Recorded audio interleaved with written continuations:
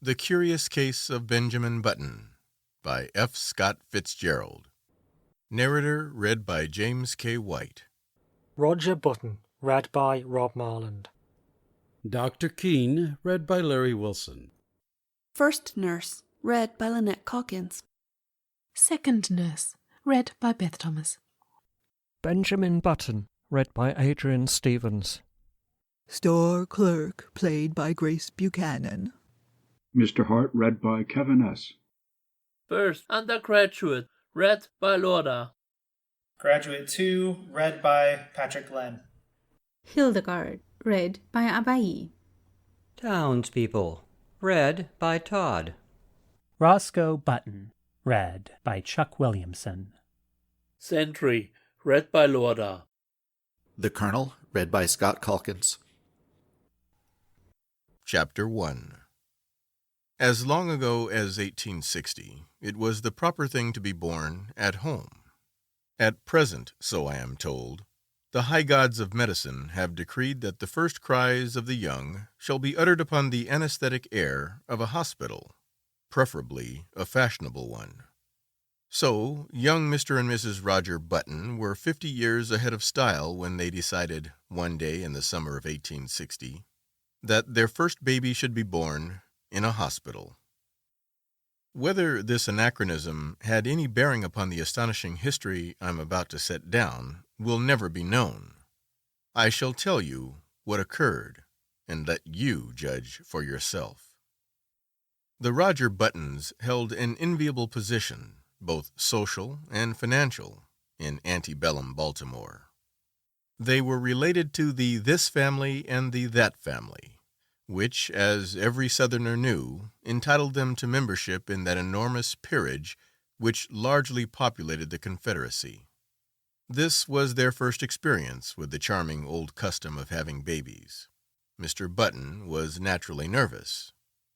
He hoped it would be a boy, so that he could be sent to Yale College in Connecticut, at which institution Mr. Button himself had been known for 4 years, by the somewhat obvious nickname of Cuff.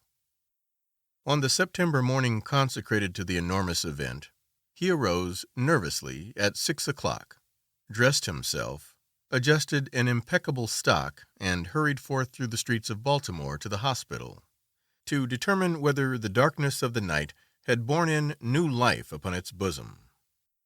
When he was approximately 100 yards from the Maryland Private Hospital for Ladies and Gentlemen, he saw Dr. Keene, the family physician, descending the front steps, rubbing his hands together with a washing movement, as all doctors are required to do by the unwritten ethics of their profession. Mr. Roger Button, the president of Roger Button and Company, Wholesale Hardware, began to run toward Dr. Keene with much less dignity than was expected from a Southern gentleman of that picturesque period. Dr. Keene, he called. Oh, Dr. Keene.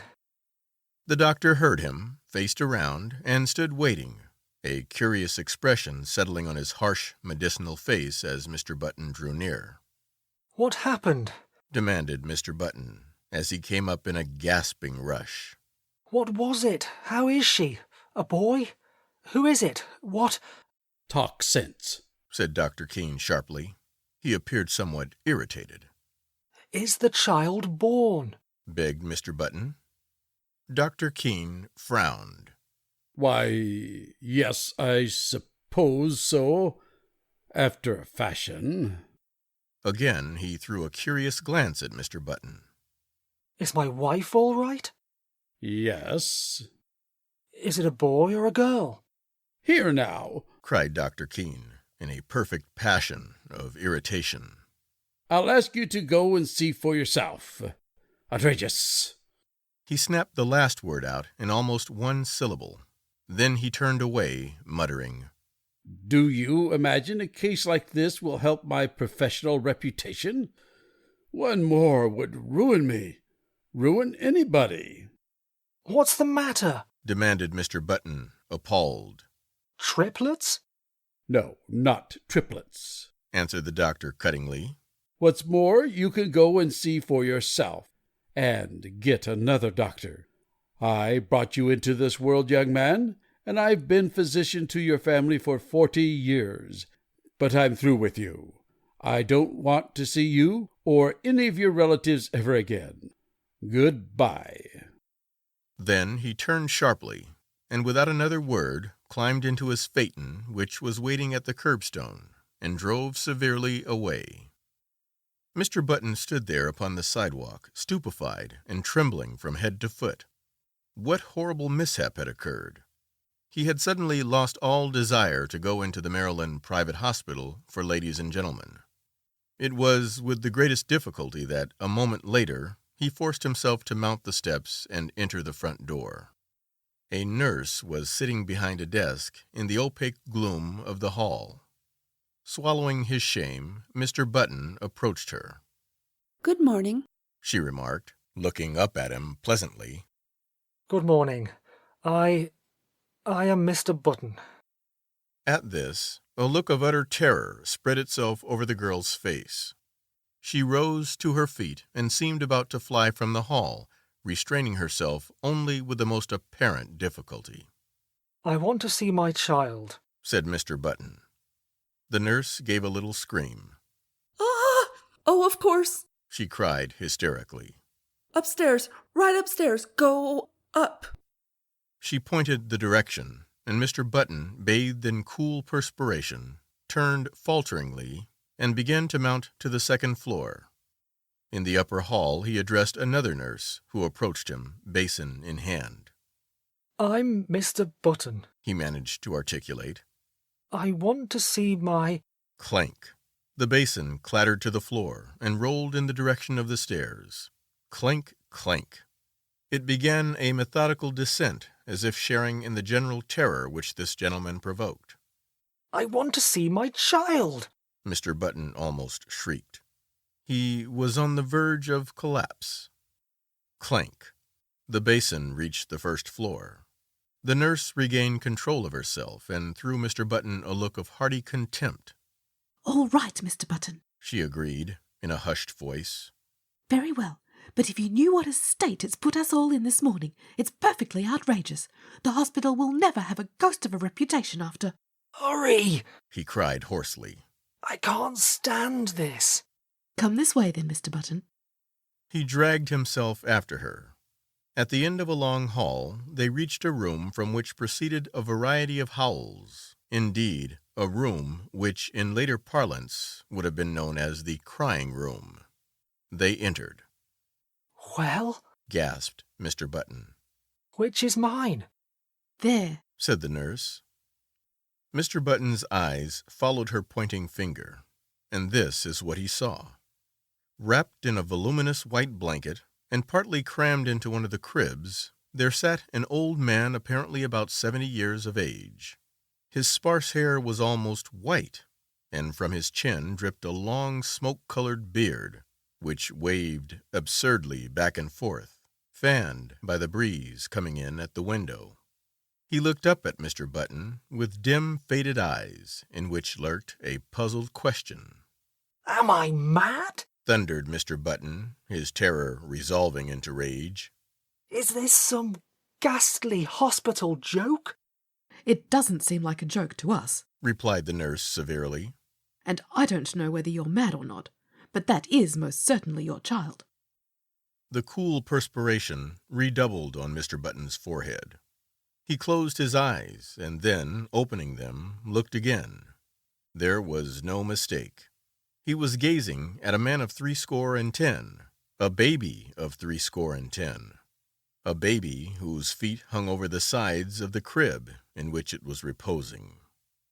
The old man looked placidly from one to the other for a moment, and then suddenly spoke in a cracked and ancient voice. "Are you my father?" he demanded.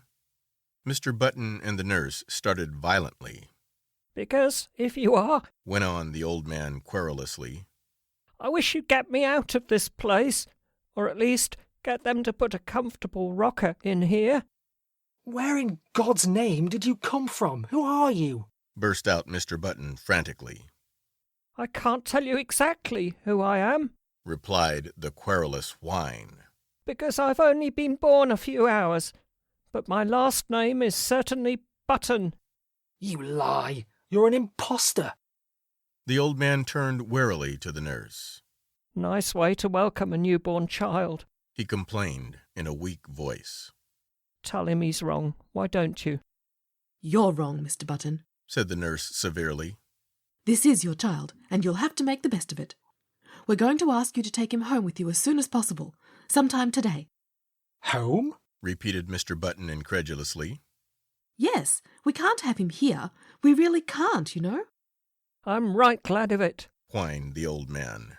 This is a fine place to keep a youngster of quiet tastes.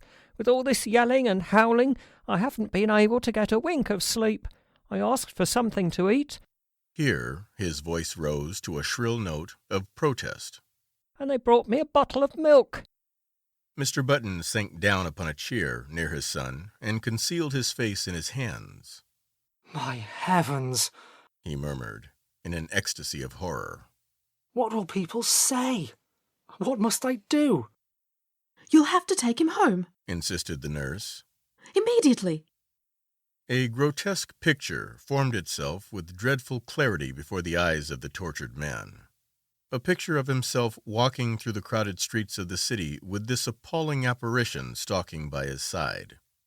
I can't, he moaned. People would stop to speak to him, and what was he going to say? He would have to introduce this septuagenarian. This is my son, born early this morning. And then the old man would gather his blanket around him, and they would plod on, past the bustling stores, the slave market. For a dark instant, Mr. Button wished passionately that his son was black. Past the luxurious houses of the residential district, past the home for the aged. Come, pull yourself together, commanded the nurse.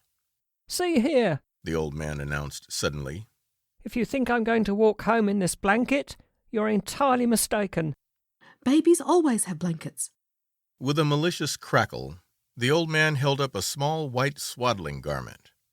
Look, he quavered. This is what they had ready for me. Babies always wear those, said the nurse primly. Well, said the old man, this baby's not going to wear anything in about 2 minutes. This blanket itches. They might at least have given me a sheet. Keep it on, said Mr. Button hurriedly. He turned to the nurse. What'll I do? Go downtown and buy your son some clothes. Mr. Button's son's voice followed him down into the hall. And a cane, Father.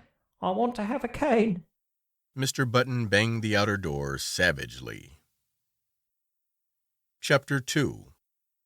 Good morning, Mr. Button said nervously to the clerk in the Chesapeake Dry Goods Company. I want to buy some clothes for my child. How old is your child, sir? About 6 hours, answered Mr. Button without due consideration.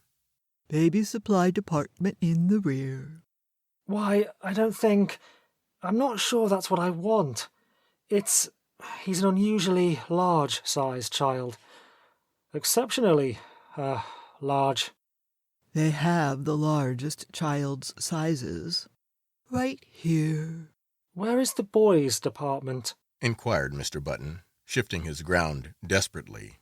He felt that the clerk must surely scent his shameful secret. Right here. Well... He hesitated. The notion of dressing his son in men's clothes was repugnant to him.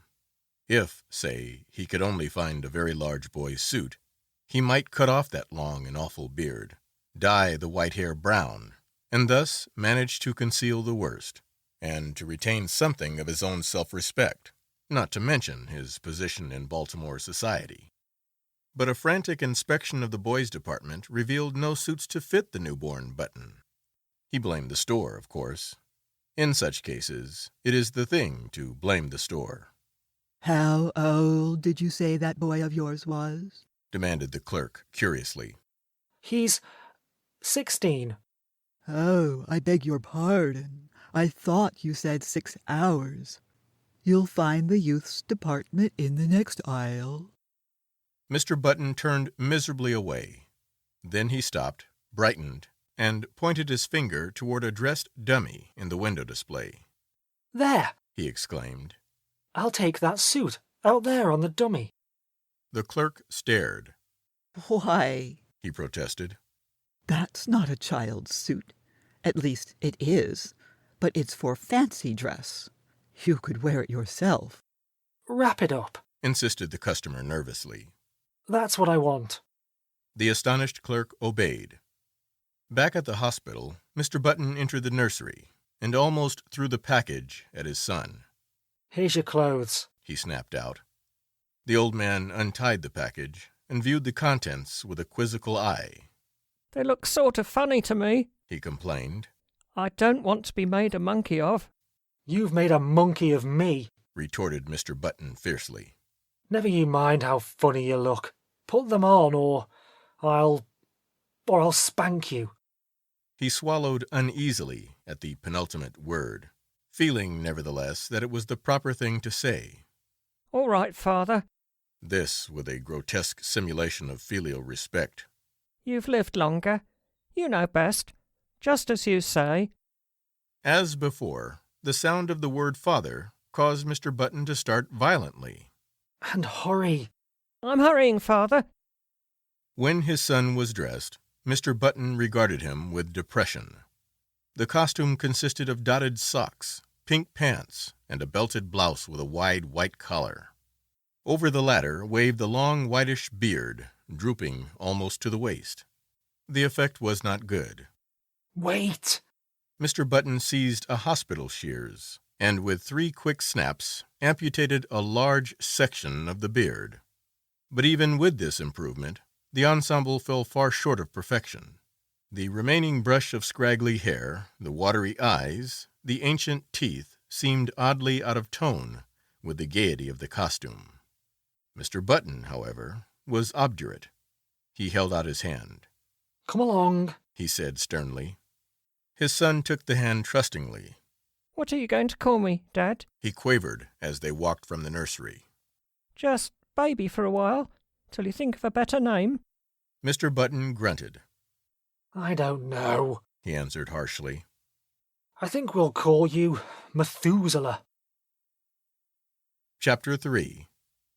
Even after the new addition to the Button family had had his hair cut short, and then dyed to a sparse, unnatural black, had had his face shaved so close that it glistened, and had been attired in small boy clothes made to order by a flabbergasted tailor, it was impossible for Button to ignore the fact that his son was a poor excuse for a first family baby.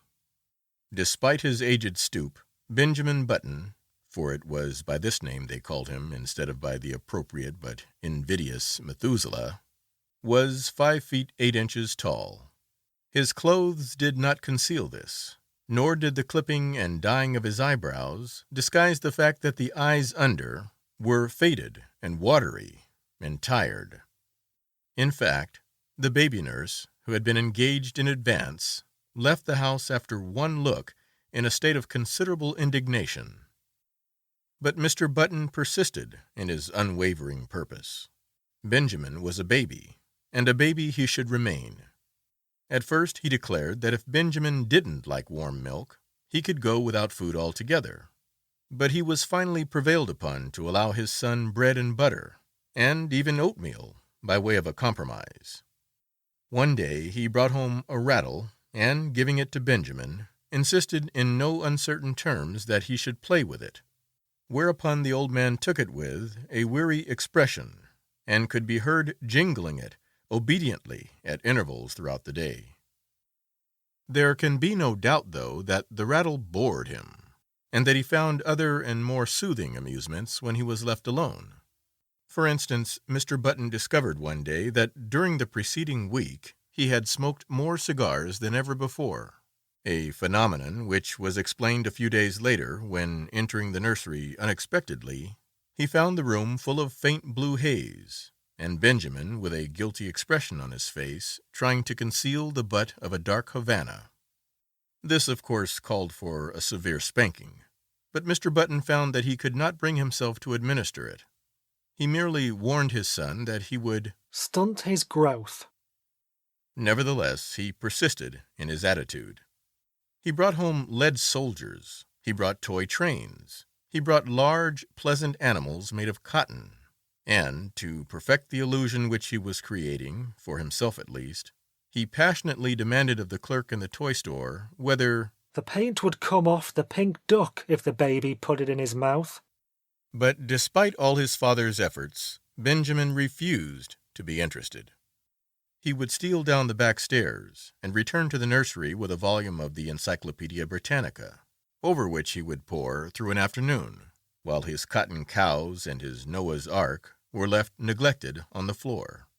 Against such a stubbornness, Mr. Button's efforts were of little avail. The sensation created in Baltimore was at first prodigious. What the mishap would have cost the Buttons and their kinsfolk socially cannot be determined, for the outbreak of the Civil War drew the city's attention to other things. A few people who were unfailingly polite racked their brains for compliments to give to the parents, and finally hit upon the ingenious device of declaring that the baby resembled his grandfather, a fact which, due to the standard state of decay common to all men of 70, could not be denied. Mr. and Mrs. Roger Button were not pleased, and Benjamin's grandfather was furiously insulted. Benjamin, once he left the hospital, took life as he found it. Several small boys were brought to see him, and he spent a stiff-jointed afternoon trying to work up an interest in tops and marbles. He even managed, quite accidentally, to break a kitchen window with a stone from a slingshot, a feat which secretly delighted his father. Thereafter, Benjamin contrived to break something every day, but he did these things only because they were expected of him, and because he was by nature obliging. When his grandfather's initial antagonism wore off, Benjamin and that gentleman took enormous pleasure in one another's company. They would sit for hours, these two, so far apart in age and experience, and, like old cronies, discuss with tireless monotony the slow events of the day. Benjamin felt more at ease in his grandfather's presence than in his parents'. They seemed always somewhat in awe of him, and, despite the dictatorial authority they exercised over him, frequently addressed him as Mister. He was as puzzled as anyone else at the apparently advanced age of his mind and body at birth. He read up on it in the medical journal, but found that no such case had been previously recorded. At his father's urging, he made an honest attempt to play with other boys, and frequently he joined in the milder games. Football shook him up too much, and he feared that in case of a fracture, his ancient bones would refuse to knit. When he was 5, he was sent to kindergarten, where he initiated into the art of pasting green paper on orange paper, of weaving colored maps and manufacturing eternal cardboard necklaces. He was inclined to drowse off to sleep in the middle of these tasks, a habit which both irritated and frightened his young teacher. To his relief, she complained to his parents, and he was removed from the school. The Roger Buttons told their friends that they felt he was too young. By the time he was 12 years old, his parents had grown used to him. Indeed, so strong is the force of custom that they no longer felt that he was different from any other child, except when some curious anomaly reminded them of the fact. But one day, a few weeks after his 12th birthday, while looking in the mirror, Benjamin made, or thought he made, an astonishing discovery. Did his eyes deceive him, or had his hair turned in the dozen years of his life from white to iron gray under its concealing dye? Was the network of wrinkles on his face becoming less pronounced? Was his skin healthier and firmer, with even a touch of ruddy winter color? He could not tell. He knew that he no longer stooped, and that his physical condition had improved since the early days of his life. Can it be? He thought to himself, or rather, scarcely dared to think. He went to his father. I am grown, he announced determinedly. I want to put on long trousers. His father hesitated. Well, he said finally, I don't know. 14 is the age for putting on long trousers, and you're only 12. But you'll have to admit, protested Benjamin, that I'm big for my age. His father looked at him with illusory speculation. Oh, I'm not so sure of that, he said.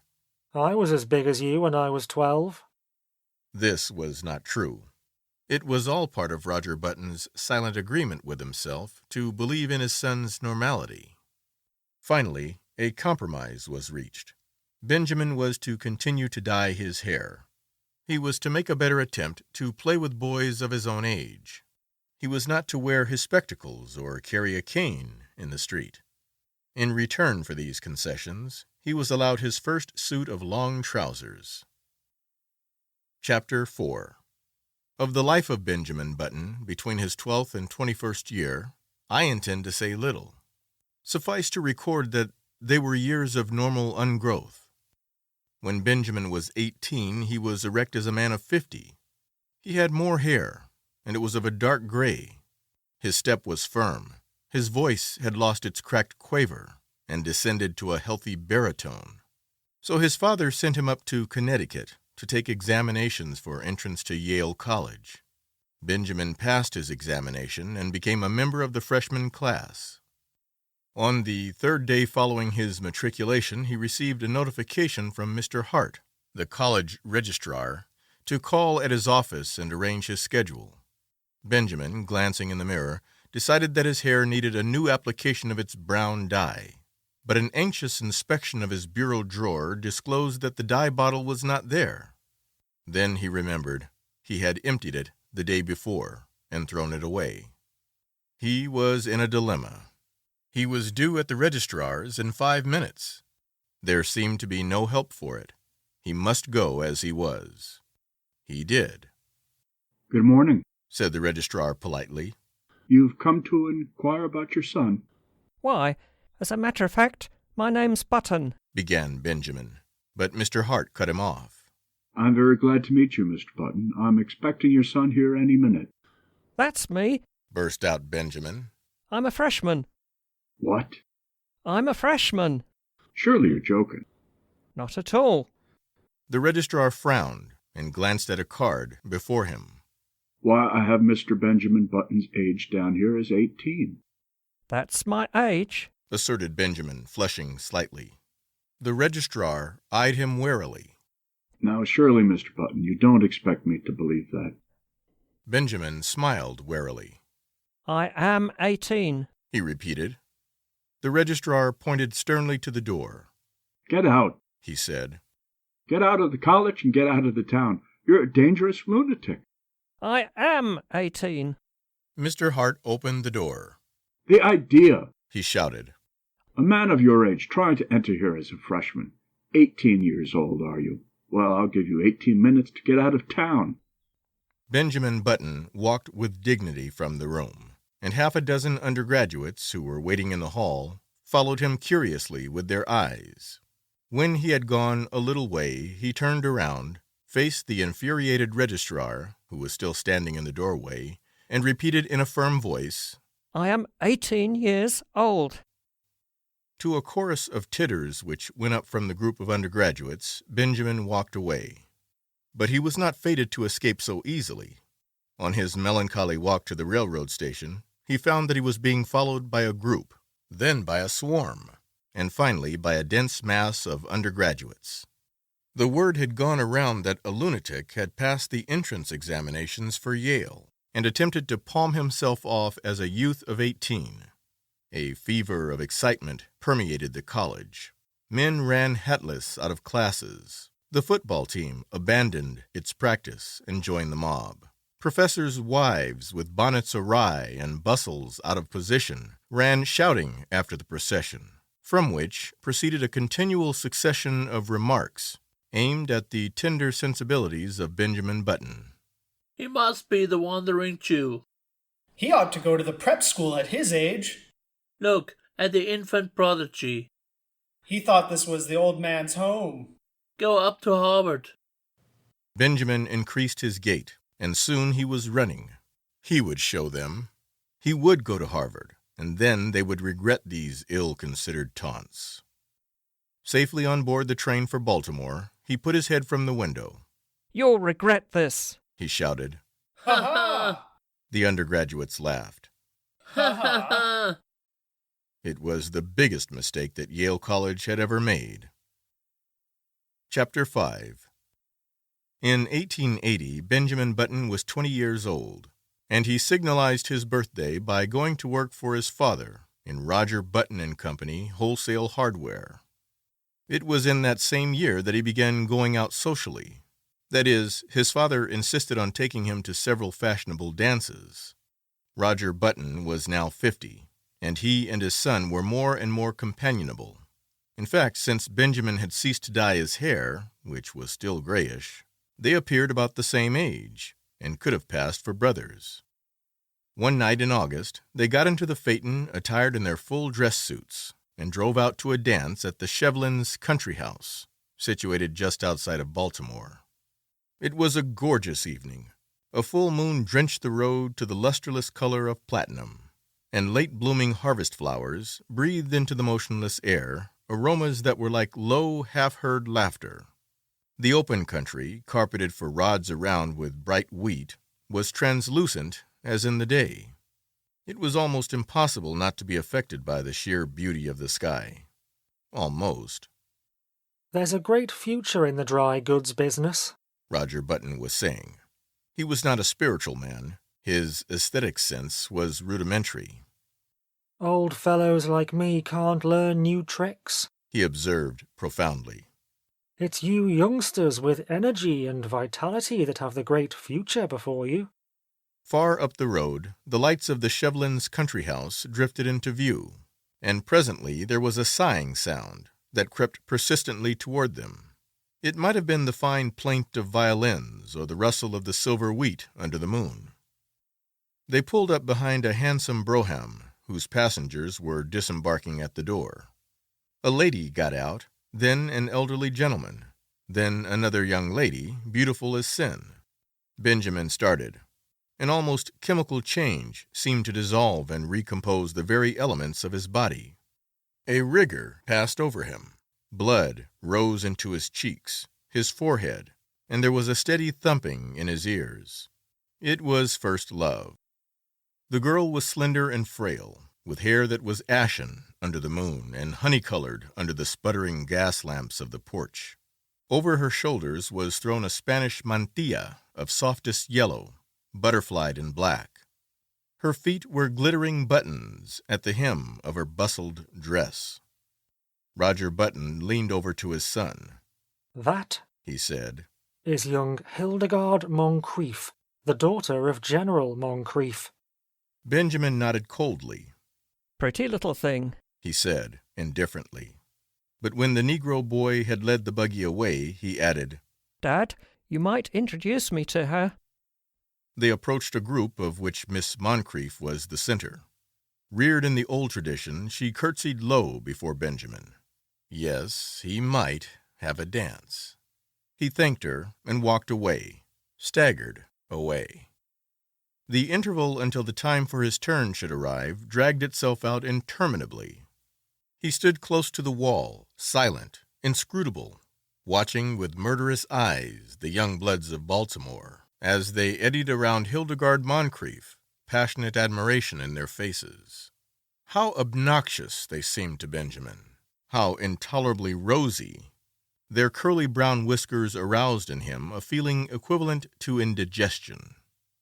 But when his own time came, and he drifted with her out upon the changing floor to the music of the latest waltz from Paris, his jealousies and anxieties melted from him like a mantle of snow. Blind with enchantment, he felt that life was just beginning. "You and your brother got here just as we did, didn't you?" asked Hildegard, looking up at him with eyes that were like bright blue enamel. Benjamin hesitated. If she took him for his father's brother, would it be best to enlighten her? He remembered his experience at Yale, so he decided against it. It would be rude to contradict a lady. It would be criminal to mar this exquisite occasion with the grotesque story of his origin. Later, perhaps. So he nodded, smiled, listened, was happy. "I like men of your age," Hildegard told him. "Young boys are so idiotic. They tell me how much champagne they drink at college and how much money they lose playing cards. Men of your age know how to appreciate women." Benjamin felt himself on the verge of a proposal. With an effort, he choked back the impulse. "You're just a romantic age," she continued. 50. 25 is too worldly wise. 30 is apt to be pale from overwork. 40 is the age of long stories that take a whole cigar to tell. 60 is... Oh, 60 is too near 70. But 50 is the mellow age. I love 50. 50 seemed to Benjamin a glorious age. He longed passionately to be 50. "I've always said," went on Hildegard, "that I'd rather marry a man of 50 and be taken care of than marry a man of 30 and take care of him." For Benjamin, the rest of the evening was bathed in a honey-colored mist. Hildegard gave him 2 more dances, and they discovered that they were marvelously in accord on all the questions of the day.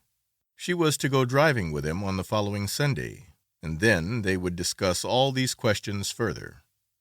Going home in the phaeton just before the crack of dawn, when the first bees were humming and the fading moon glimmered in the cool dew, Benjamin knew vaguely that his father was discussing wholesale hardware. "And what do you think should merit our biggest attention after hammers and nails?" the elder Button was saying. "Love," replied Benjamin absent-mindedly. "Lugs?" exclaimed Roger Button. "Why, I've just covered the question of lugs." Benjamin regarded him with dazed eyes, just as the eastern sky was suddenly cracked with light, and an oriole yawned piercingly in the quickening trees. Chapter 6. When 6 months later the engagement of Miss Hildegard Moncrief to Mr. Benjamin Button was made known, I say made known, for General Moncrief declared he would rather fall upon his sword than announce it, the excitement in Baltimore society reached a feverish pitch. The almost forgotten story of Benjamin's birth was remembered and sent out upon the winds of scandal in picaresque and incredible forms. It was said that Benjamin was really the father of Roger Button, that he was his brother who had been in prison for 40 years, that he was John Wilkes Booth in disguise, and finally that he had 2 small conical horns sprouting from his head. The Sunday supplements of the New York papers played up the case with fascinating sketches which showed the head of Benjamin Button attached to a fish, to a snake, and finally to a body of solid brass. He became known journalistically as the Mystery Man of Maryland, but the true story, as is usually the case, had a very small circulation. However, everyone agreed with General Moncrief that it was criminal for a lovely girl who could have married any beau in Baltimore to throw herself into the arms of a man who was assuredly 50. In vain, Mr. Roger Button published his son's birth certificate in large type in the Baltimore Blaze. No one believed it. You had only to look at Benjamin and see. On the part of the 2 people most concerned, there was no wavering.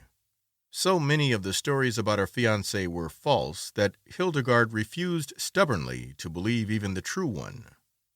In vain, General Moncrief pointed out to her the high mortality among men of 50, or, at least, among men who looked 50. In vain he told her of the instability of the wholesale hardware business. Hildegard had chosen to marry for mellowness, and marry she did. Chapter 7. In one particular, at least, the friends of Hildegard Moncrief were mistaken. The wholesale hardware business prospered amazingly.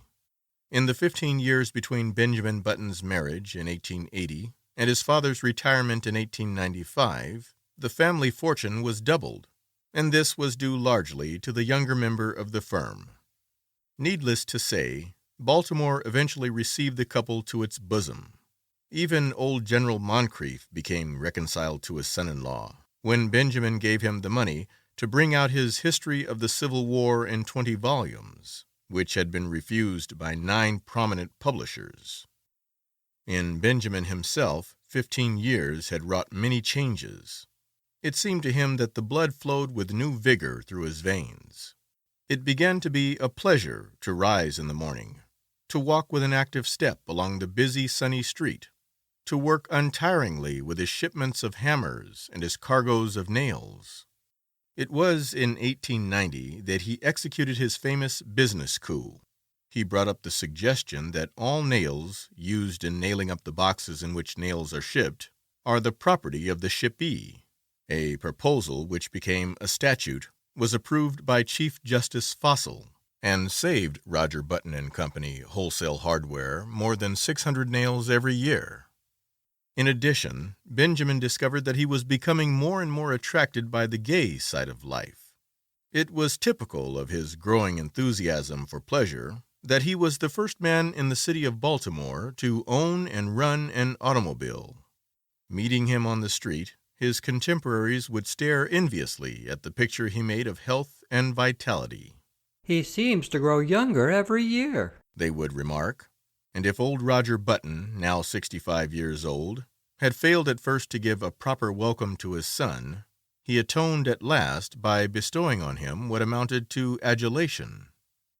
And here we come to an unpleasant subject which it will be well to pass over as quickly as possible. There was only one thing that worried Benjamin Button. His wife had ceased to attract him.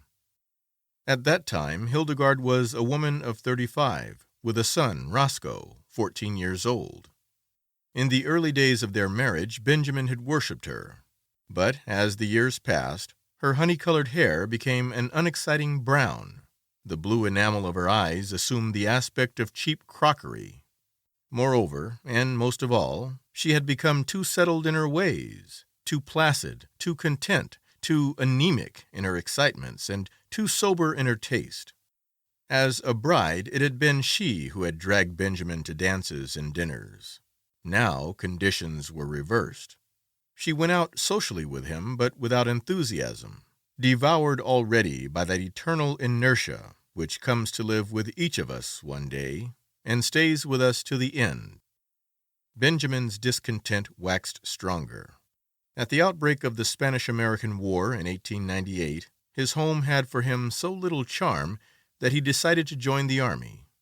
With his business influence, he obtained a commission as captain and proved so adaptable to the work that he was made a major and finally a lieutenant colonel, just in time to participate in the celebrated charge up San Juan Hill. He was slightly wounded and received a medal. Benjamin had become so attached to the activity and excitement of army life that he regretted to give it up, but his business required attention, so he resigned his commission and came home. He was met at the station by a brass band and escorted to his house. Chapter 8. Hildegard, waving a large silk flag, greeted him on the porch, and even as he kissed her, he felt with a sinking of the heart that these 3 years had taken their toll. She was a woman of 40 now, with a faint skirmish line of gray hairs in her head. The sight depressed him. Up in his room, he saw his reflection in the familiar mirror. He went closer and examined his own face with anxiety, comparing it, after a moment, with a photograph of himself in uniform taken just before the war. "Good Lord," he said aloud. The process was continuing. There was no doubt of it. He looked now like a man of 30. Instead of being delighted, he was uneasy. He was growing younger. He had hitherto hoped that once he reached a bodily age equivalent to his age in years, the grotesque phenomenon which had marked his birth would cease to function. He shuddered. His destiny seemed to him awful, incredible. When he came downstairs, Hildegard was waiting for him. She appeared annoyed, and he wondered if she had at last discovered that there was something amiss. It was with an effort to relieve the tension between them that he broached the matter at dinner in what he considered a delicate way. "Well," he remarked lightly, "everybody says I look younger than ever." Hildegard regarded him with scorn. She sniffed. "Do you think it's anything to boast about?" "I'm not boasting," he asserted uncomfortably. She sniffed again. "The idea," she said, and after a moment, "I should think you'd have enough pride to stop it." "How can I?" he demanded. "I'm not going to argue with you," she retorted. But there's a right way of doing things and a wrong way. If you've made up your mind to be different from everybody else, I don't suppose I can stop you. But I really don't think it's very considerate. But, Hildegard, I can't help it. You can, too. You're simply stubborn. You think you don't want to be like anyone else. You always have been that way, and you always will be. But just think how it would be if everyone else looked at things as you do. What would the world be like? As this was an inane and unanswerable argument, Benjamin made no reply, and from that time on a chasm began to widen between them. He wondered what possible fascination she had ever exercised over him. To add to the breach, he found, as the new century gathered headway, that his thirst for gaiety grew stronger.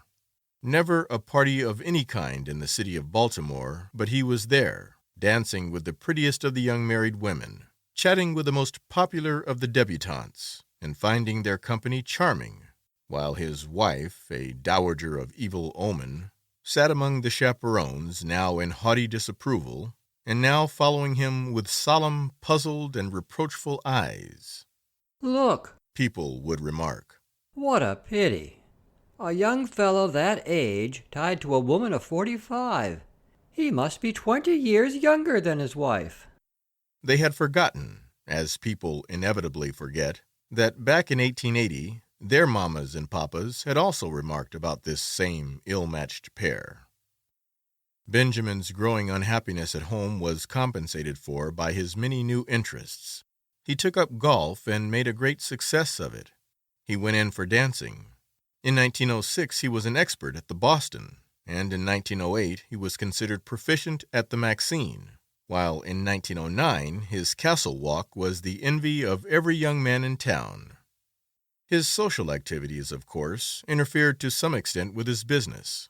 But then he had worked hard at wholesale hardware for 25 years, and felt that he could soon hand it on to his son, Roscoe, who had recently graduated from Harvard. He and his son were, in fact, often mistaken for each other. This pleased Benjamin. He soon forgot the insidious fear which had come over him on his return from the Spanish-American War, and grew to take a naive pleasure in his appearance. There was only one fly in the delicious ointment. He hated to appear in public with his wife. Hildegard was almost 50, and the sight of her made him feel absurd. Chapter 9. One September day in 1910, a few years after Roger Button and Company wholesale hardware had been handed over to young Roscoe Button, a man, apparently about 20 years old, entered himself as a freshman at Harvard University in Cambridge. He did not make the mistake of announcing that he would never see 50 again, nor did he mention the fact that his son had been graduated from the same institution 10 years before. He was admitted, and almost immediately attained a prominent position in the class, partly because he seemed a little older than the other freshmen, whose average age was about 18. But his success was largely due to the fact that in the football game with Yale he played so brilliantly, with so much dash and with such a cold, remorseless anger, that he scored 7 touchdowns and 14 field goals for Harvard, and caused one entire 11 of Yale men to be carried singly from the field unconscious. He was the most celebrated man in college. Strange to say, in his third or junior year, he was scarcely able to make the team. The coaches said that he had lost weight, and it seemed to the more observant among them that he was not quite as tall as before. He made no touchdowns. Indeed, he was retained on the team chiefly in hope that his enormous reputation would bring terror and disorganization to the Yale team. In his senior year, he did not make the team at all. He had grown so slight and frail that one day he was taken by some sophomores for a freshman, an incident which humiliated him terribly. He became known as something of a prodigy, a senior who was surely no more than 16, and he was often shocked at the worldliness of some of his classmates. His studies seemed harder to him. He felt that they were too advanced. He had heard his classmates speak of St. Midas's, the famous preparatory school, at which so many of them had prepared for college. and he determined, after his graduation, to enter himself at St. Midas's, where the sheltered life among boys his own size would be more congenial to him. Upon his graduation in 1914, he went home to Baltimore with his Harvard diploma in his pocket. Hildegard was now residing in Italy, so Benjamin went to live with his son Roscoe. But though he was welcomed in a general way, there was obviously no heartiness in Roscoe's feeling toward him. There was even perceptible a tendency on his son's part to think that Benjamin, as he moped about the house in adolescent mooniness, was somewhat in the way. Roscoe was married now and prominent in Baltimore life, and he wanted no scandal to creep out in connection with his family. Benjamin, no longer persona grata with the debutantes and younger college set, found himself left much done, except for the companionship of 3 or 4 15-year-old boys in the neighborhood. His idea of going to St. Midas's school recurred to him.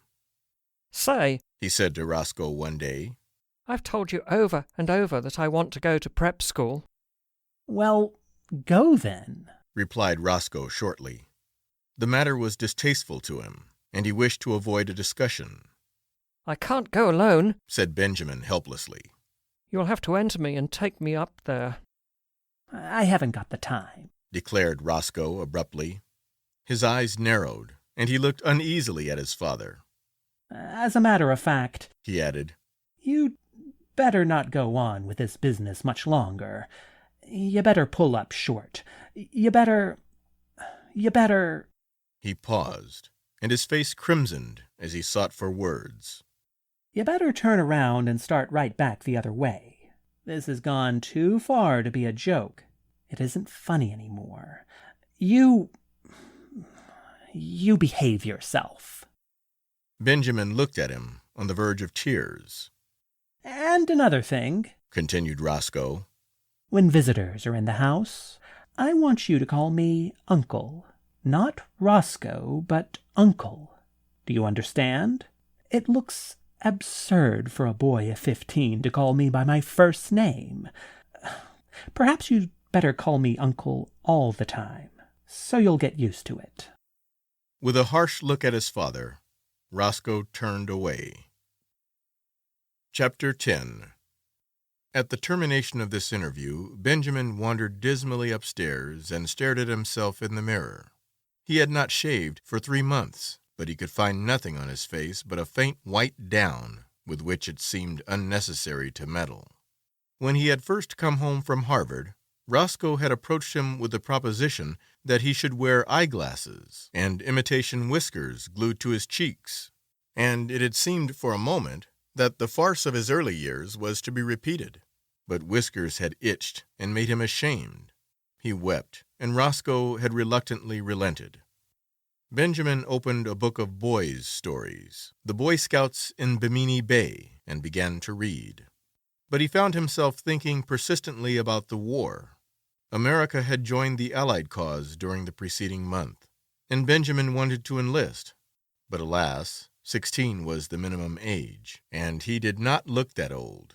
His true age, which was 57, would have disqualified him anyway. There was a knock at his door, and the butler appeared with a letter bearing a large official legend in the corner and addressed to Mr. Benjamin Button. Benjamin tore it open eagerly and read the enclosure with delight. It informed him that many reserve officers who had served in the Spanish-American War were being called back into service with a higher rank, and it enclosed his commission as Brigadier General in the United States Army, with orders to report immediately. Benjamin jumped to his feet fairly quivering with enthusiasm. This was what he wanted. He seized his cap, and 10 minutes later he had entered a large tailoring establishment on Charles Street and asked in his uncertain treble to be measured for a uniform. "Want to play soldier, Sonny?" demanded a clerk casually. Benjamin flushed. "Say, never mind what I want," he retorted angrily. "My name's Button, and I live on Mount Vernon Place, so you know I'm good for it." "Well," admitted the clerk hesitantly, "if you're not, I guess your daddy is all right." Benjamin was measured, and a week later his uniform was completed. He had difficulty in obtaining the proper general's insignia because the dealer kept insisting to Benjamin that a nice VWCA badge would look just as well and be much more fun to play with. Saying nothing to Roscoe, he left the house one night and proceeded by train to Camp Mosby in South Carolina, where he was to command an infantry brigade. On a sultry April day, he approached the entrance to the camp, paid off the taxicab which had brought him from the station, and turned to the sentry on guard. "Get someone to handle my luggage," he said briskly. The sentry eyed him reproachfully. "Say," he remarked, "where you going with the general's thoughts, Sonny?" Benjamin, veteran of the Spanish-American War, whirled upon him with fire in his eye, but with, alas, a changing treble voice. "Come to attention!" he tried to thunder. He paused for breath. Then suddenly he saw the sentry snap his heels together and bring his rifle to the present. Benjamin concealed a smile of gratification, but when he glanced around, his smile faded. It was not he who had inspired obedience, but an imposing artillery colonel who was approaching on horseback. "Colonel!" called Benjamin shrilly. The colonel came up, drew rein, and looked coolly down at him with a twinkle in his eyes. "Whose little boy are you?" he demanded kindly. "I'll soon darn well show you whose little boy I am," retorted Benjamin in a ferocious voice. "Get down off that horse!" The colonel roared with laughter. You want him, eh, General? "Here!" cried Benjamin desperately. "Read this!" And he thrust his commission toward the colonel. The colonel read it, his eyes popping from their sockets. "Where'd you get this?" he demanded, slipping the document into his own pocket. "I got it from the government, as you'll soon find out." "You come along with me," said the colonel with a peculiar look. "We'll go up to headquarters and talk this over. Come along." The colonel turned and began walking his horse in the direction of headquarters. There was nothing for Benjamin to do but follow with as much dignity as possible, meanwhile promising himself a stern revenge. But this revenge did not materialize. 2 days later, however, his son Roscoe materialized from Baltimore, hot and cross from a hasty trip, and escorted the weeping general, sans uniform, back to his home. Chapter 11. In 1920, Roscoe Button's first child was born. During the attendant festivities, however, no one thought it the thing to mention that the little grubby boy, apparently about 10 years of age, who played around the house with lead soldiers and a miniature circus, was the new baby's own grandfather. No one disliked the little boy, whose fresh, cheerful face was crossed with just a hint of sadness, but to Roscoe Button his presence was a source of torment. In the idiom of his generation, Roscoe did not consider the matter efficient. It seemed to him that his father, in refusing to look 60, had not behaved like a red-blooded he-man. This was Roscoe's favorite expression, but in a curious and perverse manner. Indeed, to think about the matter for as much as half an hour drove him to the edge of insanity. Roscoe believed that live wires should keep young, but carrying it out on such a scale was inefficient. And there Roscoe rested. 5 years later, Roscoe's little boy had grown old enough to play childish games with little Benjamin, under the supervision of the same nurse. Roscoe took them both to kindergarten on the same day, and Benjamin found that playing with little strips of colored paper, making mats and chains and curious and beautiful designs, was the most fascinating game in the world. Once he was bad and had to stand in the corner. Then he cried. But for the most part, there were gay hours in the cheerful room, with the sunlight coming in the windows, and Miss Bailey's kind hand resting for a moment now and then in his tousled hair. Roscoe's son moved up into the first grade after a year, but Benjamin stayed on in the kindergarten. He was very happy. Sometimes, when other tots talked about what they would do when they grew up, a shadow would cross his little face, as if in a dim, childish way he realized that those were things in which he was never to share. The days flowed on in monotonous content. He went back a third year to the kindergarten, But he was too little now to understand what the bright shining strips of paper were for. He cried because the other boys were bigger than he, and he was afraid of them. The teacher talked to him, but though he tried to understand, he could not understand at all. He was taken from the kindergarten. His nurse, Nana, in her starched gingham dress, became the center of his tiny world. On bright days they walked in the park. Nana would point at a great gray monster and say, "Elephant," and Benjamin would say it after her.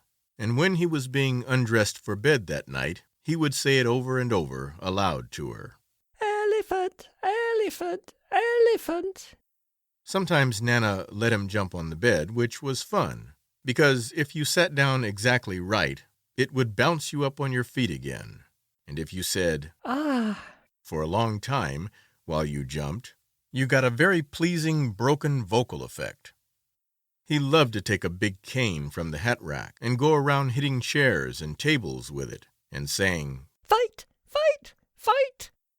When there were people there, the old ladies would cluck at him, which interested him, and the young ladies would try to kiss him, which he submitted to with mild boredom. And when the long day was done, at 5 o'clock, he would go upstairs with Nana and be fed on oatmeal and nice, soft, mushy foods with a spoon. There were no troublesome memories in his childish sleep. No token came to him of his brave days at college, of the glittering years when he flustered the hearts of many girls. There were only the white, safe walls of his crib, and Nana, and a man who came to see him sometimes, and a great big orange ball that Nana pointed at just before his twilight bed hour and called sun. When the sun went, his eyes were sleepy. There were no dreams to haunt him. The past, the wild charge at the head of his men up San Juan Hill, the first years of his marriage, when he worked late into the summer dusk down in the busy city for young Hildegard whom he loved. The days before that, when he sat smoking far into the night in the gloomy old Button House on Monroe Street with his grandfather. All these had faded like unsubstantial dreams from his mind, as though they had never been. He did not remember. He did not remember clearly whether the milk was warm or cool at his last feeding, or how the days passed. There was only his crib and Nana's familiar presence, and then he remembered nothing. When he was hungry, he cried. That was all. Through the noons and nights he breathed, and over him there were soft mumblings and murmurings that he scarcely heard, and faintly differentiated smells, and light and darkness. Then it was all dark, and his white crib, and the dim faces that moved above him, and the warm sweet aroma of the milk faded out altogether from his mind. End of The Curious Case of Benjamin Button by F. Scott Fitzgerald.